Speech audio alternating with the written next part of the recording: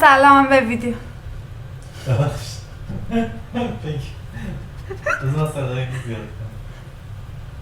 He was sunshine, I was midnight rain. He wanted a comfortable, I wanted that pain. نه اوکیه من حرف بزنم.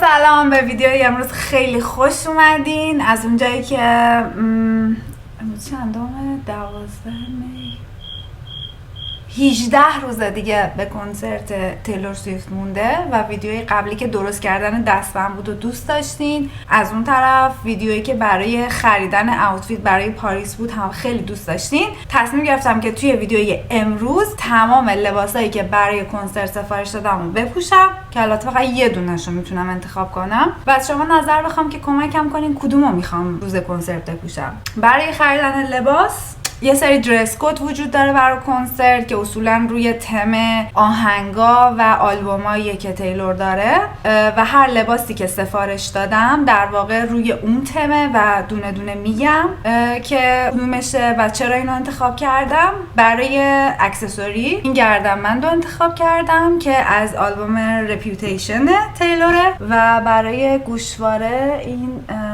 پروانه ها که فکر میکنم برای لاور باشه و برای دستبند هم دوباره این اسنیک رو سفارش دادم که با این ست باشه و برای آلبوم رپیوتیشن. دلیل اینکه آلبوم رپیوتیشن هم همش اسنیکه برای اینکه کیم و کانیه یه کاری کردن با تیلور چند سال پیش که مجبور شد از آمریکا خارج شه، فرار کنه، در حالی که مامانش سرطان داشت و نتونست پیش مادرش باشه. برای همین بعد از اینکه 2 سال غیب شد و تهدید به مرگ شد و اینا، این آلبومو داد که بهشون بگه که شما اسنیکین و رپیوتیشن آلبوم مورد علاقه منه. خب بریم سراغ لباسا. کفشام هم نمیتونم نشون بدم.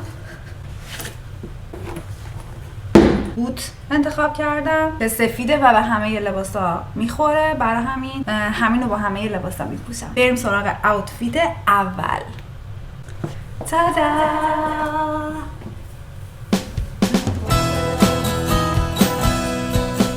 این از اولین لباس. در کل بگم که من سلیقه‌ام برقی و طلایی نیست، ولی خب گفتم تم درس کدی که کنسرت داره خیلی وقتا آدما لباسای برقی میپوشن. این لباس دقیقاً لباسیه که باهاش آهنگ فیرلس رو میخونه. عکسش رو اینجا میذارم که تن خود تیلوره و حدس بزنید که من این لباس چقدر خریدم. در واقع من تصمیم گرفتم که لباسا رو از شین سفارش بدم که یه آنلاین شاپ خیلی بزرگه توی چین که لباسا رو از چین برام فرستادن و چون احتمالاً این اوتفیتایی که امروز میپوشم کلا یک بار قرار در زندگیم بپوشم، خیلی منطقی نبود که بخوام خیلی براش هزینه کنم و وقتی که رسید باورم نمیشد که چقدر شبیه لباس واقعی بود. یعنی حالا اون دقت دوختش و اینا قطعاً کمی فرق داره ولی در کل خیلی شبیه بود و از دور انگاری که واقعا اون لباس رو پوشیده. این یکی از مورد علاقه هامه. تنها مشکل که داره یه کمی اینجاش یه کوچولو تنگه، همین. خیلی هم اذیت نمیکنه ولی نمیدونم اگه طولانی مدت بپوشم چه اتفاقی میفته، برای همین دوستش دارم. من به این از 10 9 میدم. واقعا واسه دیگه هم خیلی خوشگله، همشون خیلی خوشگلن. کاش میشد وسط کنسرت برم لباس عوض کنم، خیلی باحال میشد. یعنی هر آهنگی که داشت میخون قبلش میرفتم لباس عوض میکردم و اون لباسا میپوشیدم. Anyway, this is the first one. بریم سراغ دومی و ترانزیشن.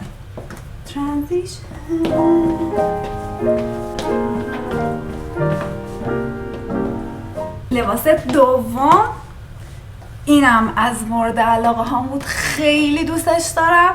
شما فقط جزئیاتش رو ببینید. این زیر پولک داره و این روش این ریسه ها رو داره. از پشتم خیلی خوشگله، از جلو هم که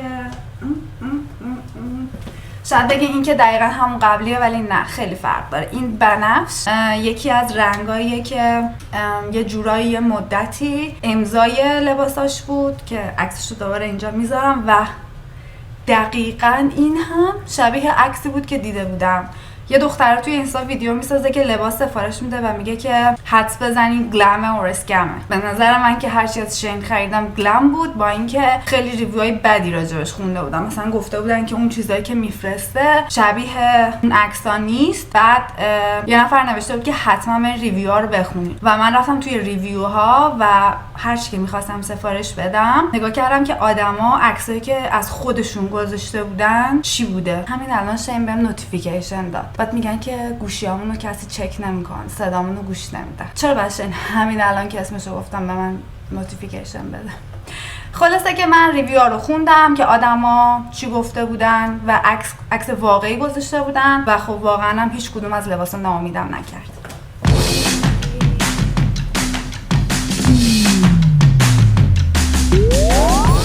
گوشواره ها برای این لباس سفارش دادم چون رنگش به این ست میخورد، ولی خب به هر حال این مورد علاقمه.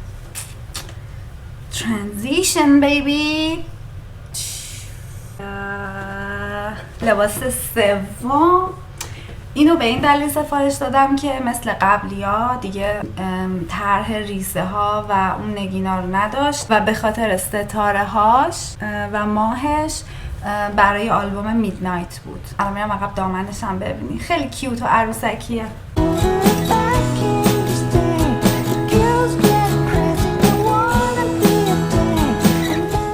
He wanted the bride, I was making my own name, chasing that fame.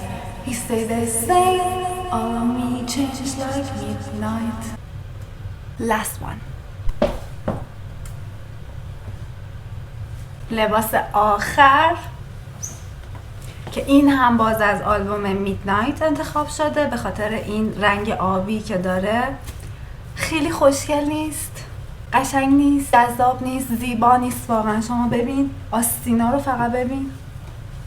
خیلی ناراحتم که احتمالاً این لباسا رو هیچ جای دیگه ای نمیتونم بپوشم. یکی از بدیهای مهاجرت اینه که دیگه خیلی مهمونی که بشه لباس مهمونی پوشید کم دعوت میشی. احتمالاً هیچ عروسی دیگه ای تا آخر عمرت نری، چون که اگه توی ایران عروسی باشه خیلی سخت برنامه ریزی کردم و همون موقع رسیدم و خب دوستایی که اینجا داریم خارجی‌ها احتمالاً عروسیاشون خیلی خصوصیه، مثل ما مثلا خیلی آدم دعوت نمی‌کنن. ولی خب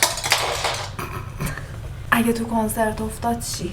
ولی خب اشکال نداره. مهم اینه که الان چند تا انتخاب دارم. واقعا هنوز نمیدونم کدومو قرار بپوشم، چون که همشون خوشگلن و خیلی به نظراتتون احتیاج دارم. برام شماره رو کامنت بذارین، لباس اول، دوم، سوم یا چهارم. و خب هر کدوم که بیشتر رای بیاره قطعا تاثیر داره توی تصمیمی که میگیرم. این لباسم به شدت راحته. قیمت لباسا رو هم توی دیسکریپشن میذارم که از شین خریدم و خریدم خیلی بی دردسر بود. سرچ زدم که مثلا تیلور اراس تور آوتفیت و خب یه عالمه آپشن واسم آورد. خیلیش تخفیف خوب داشت. مثلا یکی از پیراهن‌ها رو فکر می‌کنم 15 یورو خریدم. طلایی و بنفشه فکر کنم از همه گرونتر بود و اینم احساس می‌کنم که 20 یورو بود. دقیقاً یادم نیست ولی دوباره چک می‌کنم. حتما بهم بگین که کدوم لباس رو بیشتر دوست داشتین و منتظر ولاگ بعدی از روز کنسرت باشین. سابسکرایب یادتون نره. بای بای.